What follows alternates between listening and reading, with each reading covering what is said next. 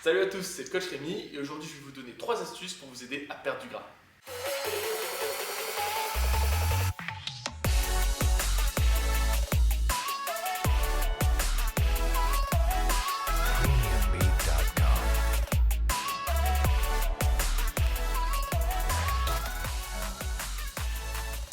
Vous avez peut-être remarqué, mais j'avais dit perdre du gras et non pas perdre du poids, car les astuces que je vais vous donner ici ont pour but de diminuer votre masse grasse en sauvegardant au maximum votre masse musculaire. Parce que je pense que ce serait quand même dommage de perdre tous vos muscles alors que vous souhaitiez juste perdre un petit peu de ventre. Bon, allez, rentrons dans le vif du sujet, comment on perd du poids? Eh bien en fait, c'est assez simple, tout est une question de balance énergétique. Au cours d'une journée, vous devez dépenser plus de calories que ce que vous en avez absorbé. Donc en gros, si vous mangez moins, vous allez maigrir. Donc là vous allez me dire, ouais, bravo Rémi, merci pour ton super conseil. Pour maigrir, il suffit de manger moins. Bah ouais, logique. Mais en fait, ça va bien au-delà de ça. Une bonne diète dépend d'énormément de facteurs tels que l'âge, le sexe, l'activité physique, les intolérances alimentaires et même les aliments que vous aimez. Oui, car même la diète la plus efficace du monde ne sert à rien si elle n'est pas tenable par la personne qui est censée la suivre. C'est pour ça que j'ai décidé de choisir mes 3 astuces autour de 3 critères très spécifiques. Premièrement, on ne modifiera pas votre total calorique journalier. Je veux pas que vous commenciez à vous lancer dans une diète bullshit qui va vous flinguer le métabolisme en 3 semaines. Rémi, t'es un peu vénère là, non? Ouais, désolé, ce genre de truc ça me tend un petit peu.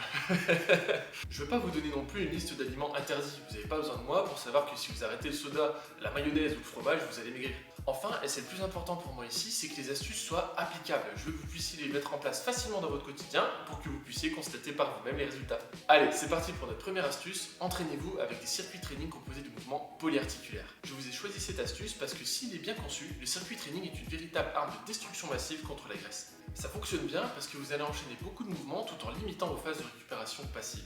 Le but en fait, c'est de rester le plus possible en action en alternant les groupes musculaires actifs et ceux qui récupèrent. Par exemple, si vous venez de finir une série de squats, évitez d'enchaîner avec des fentes qui travaillent à peu près les mêmes muscles et privilégiez plutôt des pompes qui travaillent complètement d'autres muscles, ce qui vous permettra de rester toujours en action et de rouler un max de calories. Le choix de vos exercices sera déterminant pour l'efficacité de votre circuit training. Composez-le avec un maximum de mouvements polyarticulaires, c'est-à-dire qu'il faut intervenir plusieurs articulations en même temps. En fait, je vous déconseille même d'y mettre des mouvements d'isolation comme le curl biceps ou le leg extension si votre objectif est de perdre du poids, car ces mouvements font intervenir moins de muscles à chaque répétition et donc ils brûleront aussi moins de calories les amis. Les seuls exos d'isolation qui ont leur place ici selon moi sont les exos d'abdominaux, parce qu'ils peuvent vous permettre de récupérer entre 2 exercices intenses et comme je dis toujours, on ne fait jamais assez d'abdominaux. Maintenant que vous savez quoi faire à l'entraînement, voyons ensemble comment mieux gérer votre apport calorique avec notre seconde astuce, diviser votre apport calorique. Ah, là on touche au nerf de la guerre lorsqu'on s'attaque à la perte de masse grasse, la glycémie. Bon, je vais pas mal simplifier ici, mais elle correspond à votre taux de sucre sanguin. Et lorsque vous faites un repas trop copieux, ce taux de sucre sanguin va exploser. Et en réponse à ça, votre organisme va réagir en stockant. Et lorsque vous stockez, vous allez stocker dans le foie, dans les muscles, et ensuite dans le tissu adipeux, donc en gros votre graisse qui va se répartir un peu partout sur le corps. Pour éviter ça, il est important d'essayer de maintenir la glycémie la plus stable possible. Et vous l'aurez compris, pour y arriver, il est beaucoup plus efficace de faire 4 repas au cours d'une journée plutôt que 2. En fait, à total calorique égal, quelqu'un qui mange uniquement 2 repas par jour, donc qui par exemple saute son petit déjeuner et mange 2 repas copieux à le midi et un le soir, stockera beaucoup plus que quelqu'un qui mangerait le même total calorique, mais en divisant son apport en 4 repas répartis tout au long de la journée. Et ouais, comme l'apport calorique de chaque repas est réduit, chacun d'entre eux élèvera moins la glycémie que dans notre premier cas de figure, et du coup, on stocke moins.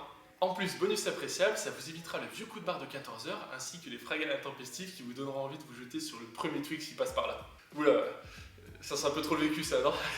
Où sont les poulards? J'ai faim. La méthode fonctionne bien, veillez juste à équilibrer les apports caloriques de chacun de vos repas et normalement, tout se passera bien. Troisième et dernière astuce, prévoyez vos pires repas lors d'un jour d'entraînement et si possible, après celui-ci. Cette dernière astuce permettra de limiter l'impact de vos repas les plus caloriques sur votre corps. D'ailleurs, petite pensée à tous ceux qui aiment la raclette, je vous soutiens les gars. Ici, concrètement, en faisant votre circuit training dans les heures qui précèdent le repas, vous épuiserez une partie des réserves énergétiques de l'organisme.